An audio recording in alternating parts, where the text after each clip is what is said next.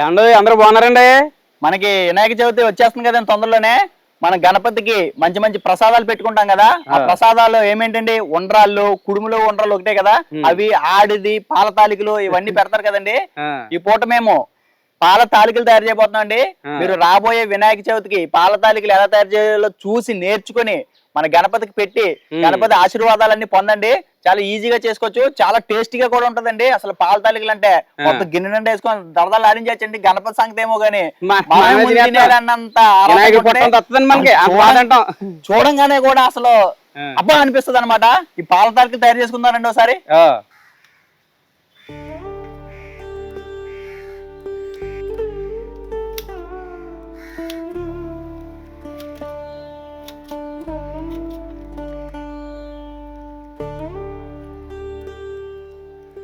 ఒక 400 గ్రాములు బెల్లం అండి, ఇలా సన్నగా తరిగేసుకొని పక్కన పెట్టుకున్నాను కదా.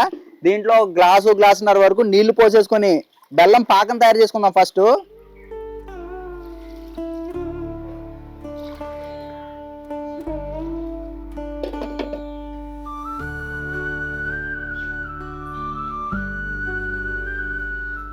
ఈ బెల్లం అనేది మనకి తీగ పాకం అలాంటివి ఏం రావక్కర్లేదండి.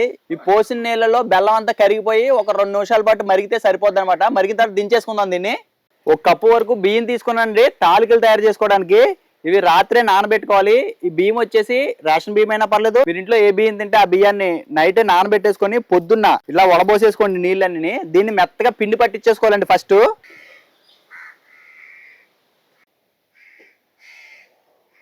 బెల్లం మరిగిపోతుందండి, దింపేసుకుందాం దీన్ని. మనం ఇప్పుడు ఈ పాల తాలికలు వేసుకోవడానికి పచ్చి కొబ్బరి వేపుకుంటున్నాం, జీడిపప్పు, కిస్మిస్ ఈ 3 కూడా నెయ్యిలో వేపుకుందాం అండి. 2 చెంచాలు నెయ్యి పోసుకుంటున్నాను. ఈ పచ్చి కొబ్బరి ముక్కలండి చిన్న చిన్న కోసుకోవాలి. ఇలాగా పచ్చి కొబ్బరి అయినా పర్లేదు, ఎండు కొబ్బరి అయినా పర్లేదు. నెయ్యిలో ఫస్ట్ కొబ్బరి ముక్కలు వేపుకుందాం.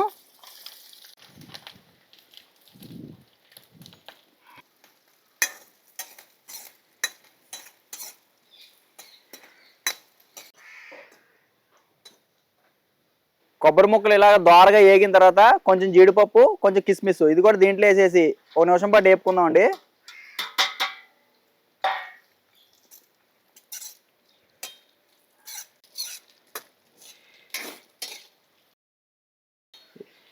ఈ కొబ్బరి, జీడిపప్పు, కిస్మిస్ ఇవి మంచిగా వేగిపోయినాయండి, తీసి పక్కన పెట్టేసుకుందాం.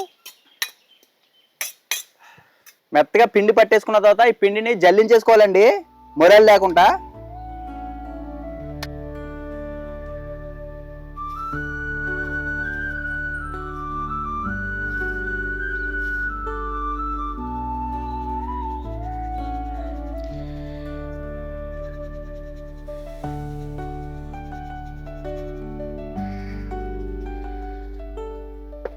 చక్కగా మెత్తడి పిండి అంతా ఇలాగ జల్లిచ్చేసుకున్నానండి. ఈ మొరేలన్నీ పక్క తీసేసుకుంటున్నాను.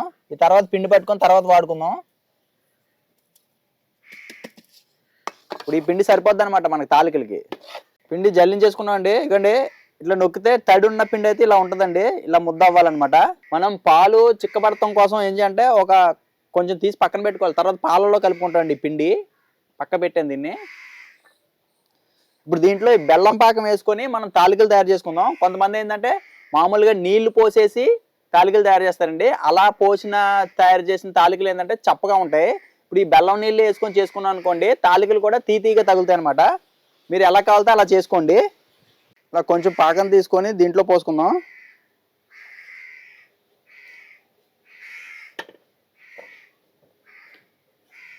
ఈ పిండి మనం తాలికలు చేసుకోవడానికి అనువుగా ఉండేలాగా చపాతీ ముద్దలా తయారు చేసుకోవాలన్నమాట.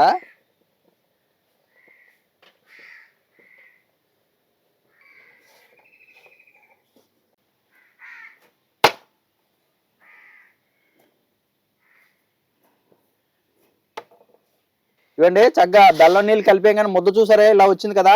ఇప్పుడు దీంతో మనం తాలికలు చేసేసుకుందాం అండి. 2 చేతులతోటి ఇలా ఇలా అనుకుంటే పొడుగ్గా వచ్చేస్తండి. మనకి చిన్న చిన్నవి చేసుకోవచ్చు, ఇంత పొడుగు చేసుకోవచ్చు అండి. అదే విధంగా మనకు ఉండ్రాలు కూడా చేసుకుంటారు, చిన్న చిన్న ఉండ్రాలు కూడా చేసుకొని వేసుకోవచ్చు. అలాగా మన ఇష్టం, ఎలాగైనా చేసుకోవచ్చు.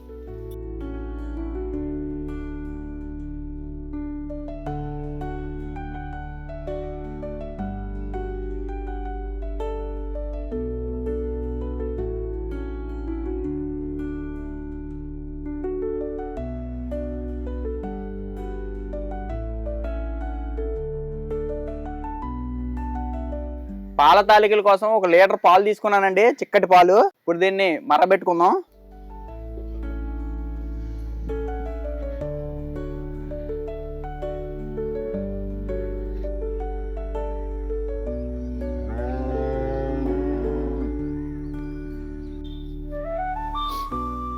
పాలు ఇలా వేడెక్కిన తర్వాత 1 అరగంట ముందే నానబెట్టుకున్న సగ్గుబియ్యం అండి, ఇవి వేసేసుకొని కొంచెం మెత్తగా అయ్యే వరకు ఉడికించుకుందాం వీటిని.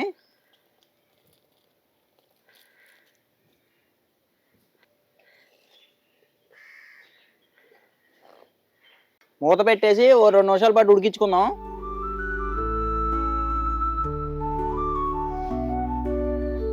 ఓ 2 నిమిషాల పాటు సగ్గుబియ్యం ఉడికినాయండి. ఇప్పుడు ఈ తాలికలు కూడా ఒక్కొక్కటిగా ఇందులో వేసేసుకుందాం అండి. ఉండ్రాలు వేసేస్తున్నాను ఫస్ట్.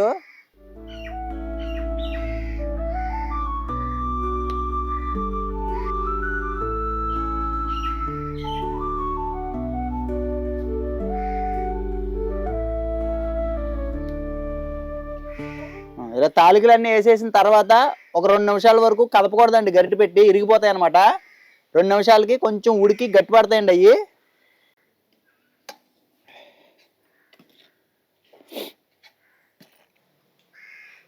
ఇదండి ఒక 2 నిమిషాలు అయింది.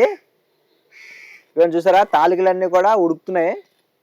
మనం ముద్దల కింద వేసినవి కూడా విడిపోతాయండి.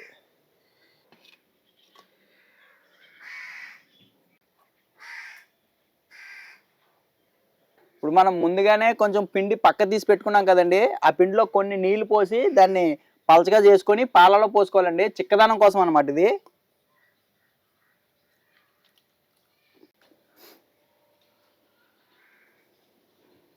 ఇప్పుడు పాలల్లో పోసేస్తున్నాను.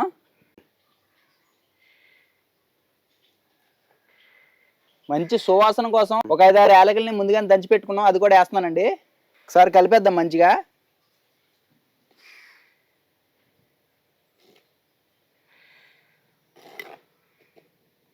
ఒక 2 నిమిషాల పాటు ఉడికించుకుందాం అండి.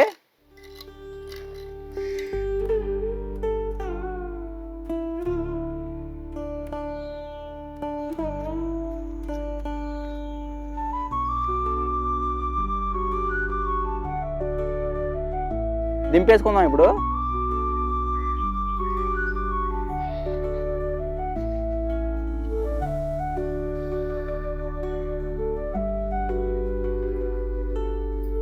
చూసారండి, చిక్కటి పాలు. మనం మొదటగా బెల్లం పాకం తయారు చేసుకున్నాం కదండి, నీళ్లు పోసి బెల్లాన్ని కరగబెట్టాం కదా, ఇది బాగా చల్లారిపోయి ఉండాలండి. ఈ పాల తాలికలు తయారు చేసుకునే లోపు ఇదంతా చల్లారిపోయింది అనమాట. వేడిగా ఉంటే గనక పాలు ఇరిగిపోతాయండి. ఇది చల్లారిపోయింది కదా, ఇందులో పోసేస్తున్నాను ఇప్పుడు.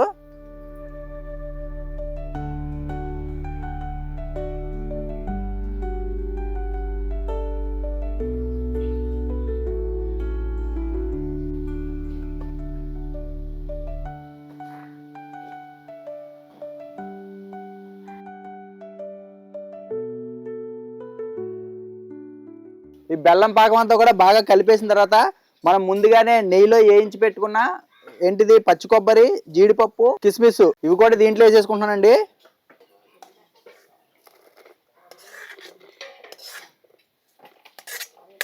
పాల తాలికలు రెడీ అయిపోయినాయండి. గణపతికి నివేదించుకొని ప్రసాదం తినడమే తర్వాత ఇక చూసారా ఎంత చిక్కగా వచ్చిందో, రుచి అదిరిపోద్దండి.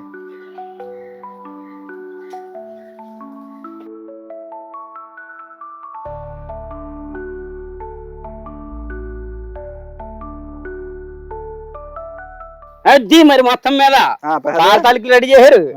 వినాయకుడికి పెట్టేసాను లోపల, నువ్వు తిని ఇప్పుడు. అంటే వినాయకుడి తర్వాత నువ్వు తినాలంటే నేను వినాయకుడితో సమానమనే ఆయనకి. అబ్బా చూసారండి చక్కగా కొబ్బరి, జీడిపప్పు, కిస్మిస్, తాలికలు అన్ని వచ్చినాయండి. ఎలా అని చూద్దాం ఇప్పుడు. ఆహా కమ్మగా ఉందండి తాలిక. అమృతం అమృతంలో ఉందండి ఇది తాలిక.